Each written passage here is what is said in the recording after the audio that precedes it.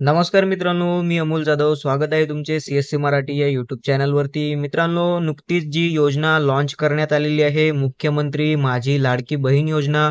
या योजनेमध्ये महत्त्वाचे असे 7 बदल जे आहेत ते करण्यात आलेले आहेत. ते नेमके बदल कोणते आहेत, ते आपण आजच्या या व्हिडिओमध्ये जाणून घेणार आहेत. त्यापूर्वी तुम्ही चॅनलवरती पहिल्यांदा आला असाल, तर चॅनलला सबस्क्राईब करून ठेवा. तसेच टेलिग्राम ग्रुप व व्हॉट्सअप ग्रुप देखील लिंक खाली दिलेले आहेत, त्या जॉइन करून ठेवा. तर चला आपण अपडेट काय आहेत त्या बघूया. तर तुम्ही इथे पाहू शकता, मुख्यमंत्री माझी लाडकी बहीण या योजनेच्या संदर्भात निवेदन करू इच्छितो की यामध्ये 1 नंबरचा जर पॉइंट बघायला गेलं तर सदर योजनेत अर्ज करण्याची मुदत ही दिनांक 1 जुलै 2024 ते 15 जुलै 2024 पर्यंत ठेवण्यात आली होती.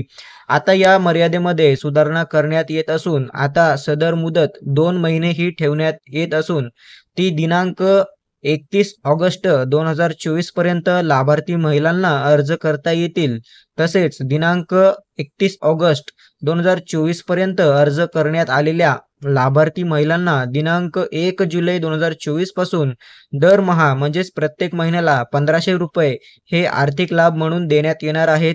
तसेच दुसरी महत्त्वाची बदल जे करण्यात आलेला आहे, यामध्ये तुम्ही पाहू शकता, या योजनेच्या पात्रतेमध्ये अधिवास प्रमाणपत्र आवश्यक असल्याचे नमूद करण्यात आले होते व आता लाभार्थी महिलेकडे अधिवास प्रमाणपत्र जर उपलब्ध नसेल तर त्याऐवजी 15 वर्षापूर्वीचे रेशन कार्ड किंवा मतदान ओळखपत्र किंवा शाळा सोडल्याचा दाखला किंवा जन्म दाखला या 4 पैकी कोणतेही एक ओळखपत्र ग्राह्य धरण्यात येणार आहे. तर हा महत्त्वपूर्ण बदल आहे.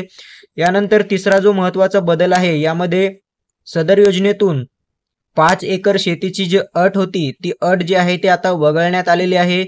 तर हा एक सगळ्यात मोठा बदल आहे. 5 एकर जी शेतीची अट टाकण्यात आलेली होती, ती अट देखील इथे काढून टाकण्यात आलेली आहे. त्यानंतर चौथा महत्त्वाचा असा बदल या योजनेमध्ये करण्यात आलेला आहे. सदर योजनेत लाभार्थी महिलांचा वयोगट 21 ते 60 वर्ष वयोगट हा ठेवण्यात आला होता. आता तो सुधारून त्याऐवजी 21 ते 65 वर्ष वयोगट करण्यात आलेला आहे.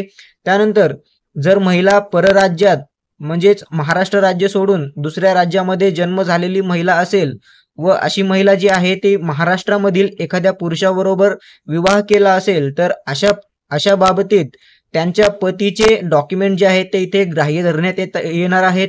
त्यामध्ये त्या महिलेचा जो पती आहे त्याचा जन्मदाखला किंवा शाळा सोडलेल्याचे प्रमाणपत्र किंवा अधिवास प्रमाणपत्र म्हणजेच डोमासाईल ग्राह्य धरण्यात येणार आहे.